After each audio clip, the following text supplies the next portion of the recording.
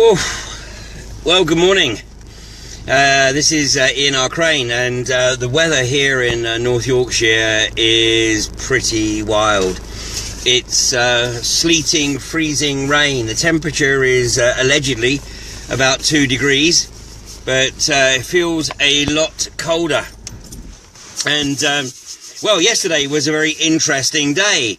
And yesterday signified the commencement of the winter of Dissent. And this is extremely appropriate. Of course, it's a bit of a play on words from the winter of discontent, which is attributed to 1979, when James Callaghan basically completely lost control of the country, and certainly lost control of the trades unions, and effectively gifted Margaret Thatcher the opportunity to waltz into Downing Street in May of 79. Well, hopefully the reverse might just be true here, because the winter of Dissent is about the British people actually showing the British government that effectively we collectively have had enough of their ignorance and their policies, which effectively are creating an underclass at a rate that has not been seen, certainly in modern times. The Tory party, of course, is there to protect the corporatocracy. And the reality is that there are a number within the corporatocracy, of course, who are becoming incredibly wealthy on the back of these policies. And every time more fiat money is put into the system, we have those within the establishment, within the political class, within the corporatocracy, who are absolute past masters at filtering off all that additional money that is supposed to stimulate the economy. But all it does is end up in their offshore accounts, of course, in the Cayman Islands, the British Virgin Islands, Bermuda, or Jersey and Guernsey. And, the reality is that the corporations will, of course, always tell you that they're not doing anything illegal. And that's because they have some incredibly creative tax accountants who are effectively tasked with minimizing the tax liabilities of these companies, whilst, of course, maximizing the profit and maximizing the incomes of their senior executives and other officers. Well, yesterday I touched on Centrica, and how Centrica, which was part of the British Gas spin-off some 30-odd years ago, and Centrica, it's become almost a bit sort of boring now, really, but every year they tend to issue profits warnings, failing to live up to the bullish statements that they put out at the start of each fiscal year. And the guy that's actually presided over, well, I won't call it a collapse, but certainly a massive downturn for Centrica is perhaps the appropriately named Chief Executive Ian Conn. And he was appointed in 2015. And in his time at the helm, the stock price has fallen from 293 pence to 140. So well done, Ian. You've actually halved the market capitalisation of Centrica. And, of course, you are driving customers away in droves. And it's reported that some 800,000 or so Centrica customers have deserted them for other options over the past 12 months alone. Keep going at that rate, Centrica, and you won't have a customer base at all. But maybe that's what you want. Who knows? Maybe you have a perverse business strategy here. And, of course, there is a lot of truth in the fact that if you can tank the stock price, then obviously there's a lot of money to be made by those in the know when you revitalise the company. So, it's a classic strategy, really, isn't it? Boom and bust, and screw the small investor and take care of your institutional investors. But many of those 800,000 have indeed waltzed away because of Centrica's ownership of Quadrilla. And, of course, Quadrilla are still attempting to drill their well at Preston Road. They are way behind schedule. But of course, what they didn't tell the planning committee in Lancashire, or even the review of that Syed Yavid conducted, basically Quadrilla are trying to drill through what is effectively a swimming pool, and they seem to be unable to deal with the constant flooding. And of course this should be a massive concern, because they do not have the containment capability or capacity for the amount of water on the site. It's clearly leaching over into the adjoining meadows, and of course this is a working dairy farm. So well, you know, I mean, we're getting to the point where, you know, we've already got a problem with our food supply in this country, and of course we're on the brink of exacerbating it even further. But if you look at the pictures of Preston New Road, just search Preston New Road or Quadrilla well site filed, and click on the pictures, and you will see the horrendous flooding. That pad should, for many reasons, both environmental and health and safety, that pad should be shut down until such time as the water problem is resolved.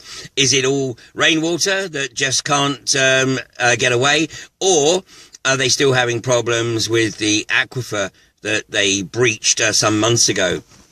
Who knows? Because for an industry that claims to be transparent, and for regulatory bodies that claim to be transparent, right now they're anything but. So if you are a Centrica customer, then please, I mean, do yourself and the people of this country a massive favour, and look around and take your business elsewhere. So obviously Quadrilla are nowhere near ready to even contemplate fracking the well at Preston New Road, but unfortunately here at Kirkby Misperton, Barclays Bank, trading as Third Energy, are a lot closer. And on Friday it will be 4 weeks since Barclays Bank were ready to frack here at Kirkby Misperton, and they submitted the application to Greg Clark, Minister of State for Business, Energy and Industrial Strategy.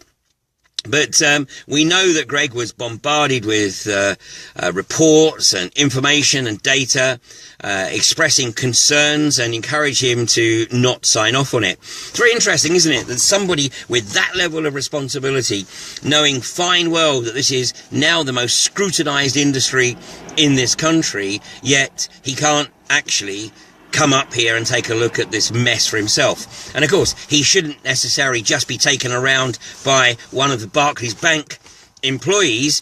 He should actually be taken around by somebody who has a counter view, so that there is some balance, because you know that he's just going to get, you know, the usual platitudes and diatribe from the likes of John Dewar or anybody else that Barclays Bank put forward to effectively discourage him from looking at the facts and just believe their BS. Well, you know, Barclays Bank were targeted yesterday, and the banks in Scarborough, Whitby and in Malton in North Yorkshire were all tagged. And this is a call out to everybody who is concerned about this industry. Then Barclays Bank are right at the forefront of this. This is Barclays Bank trading as Third Energy. And although Barclays Bank stated in May that they were looking to divest of Third Energy, in reality that was a crock. And unfortunately it was an absolute PR coup, because there was a building campaign to raise awareness amongst Barclays customers, and then everybody said, oh, that's great, they're going to divest of it, you know, it was all done and dusted. Well, 6 months on, they haven't, and they don't really have any intention. If they do have any intention, I think they're going to struggle to find anybody other than Ineos, with their massive access to debt, that might come along and pick them up. And when they do get picked up, they're basically going to be picked up for the outstanding debt. There's not going to be too much more on offer here. So this is now tagaBarclays month.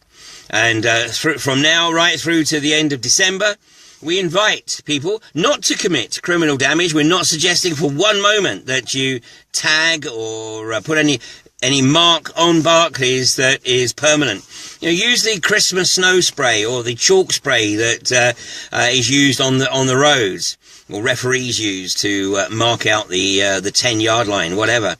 But use this stuff because it can be washed off. It's not criminal damage. It cannot be seen as criminal damage, but it will get the message across to Barclays customers. And you don't need to go into the bank, but stand outside, speak to the people going into the bank, ask them if they are aware that Barclays are at the forefront of the fracking industry in this country, and invite them to perhaps consider taking their business elsewhere.